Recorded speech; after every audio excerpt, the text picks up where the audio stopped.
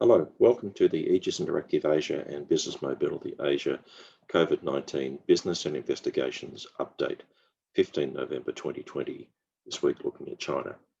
It's perhaps prophetic that in the week that Pfizer announces great results on its RNA vaccine, that we look at China where it all began back in January. Feels like 10 years rather than just 10 months ago, to be honest. China dealt with the pandemic quite well once they knew what they were facing. Things have been stable there since April, with only isolated cases and a few deaths. China had a hard lockdown with their borders closed from March 2020, and with its cities and people isolated for months at a time. Since then, since April, mask wearing is mandatory along with social distancing and, of course, testing. Seems like science and common sense actually work there, and who would have thought that? Since September, foreigners holding valid resident permits for work, personal matters, and reunions are allowed to enter without applying for any new visas. And from the 3rd of November, foreigners with essential business visas are allowed also to enter. The Asia Pacific Business Travelers Card, or APEC card as it's known, is not valid for entry at present. So you will need to apply for a separate visa. People travelling to China or planning to travel to China from most of Europe and from the Philippines will not be allowed to enter. From the 6th of November, residents from Singapore may travel to China, and residents from 6 provinces in China may also travel to Singapore for any purpose using the safe travel process without quarantine. Anyone travelling outside of those safe travel provisions may be required to do 14 days quarantine at their destination.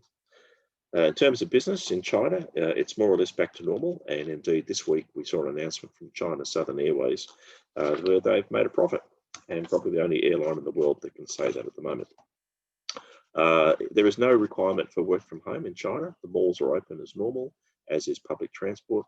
Mask wearing and contact tracing apps are mandatory, and the use of hand sanitizers and, of course, social distancing is recommended. In terms of investigations and due diligence matters, they're not any more impacted in China than they were before the COVID-19 pandemic commenced, because there has been a heightened sensitivity for any investigation work for some time now, more than 1 year, possibly 2. The issues involved here are both political and economic and predate COVID.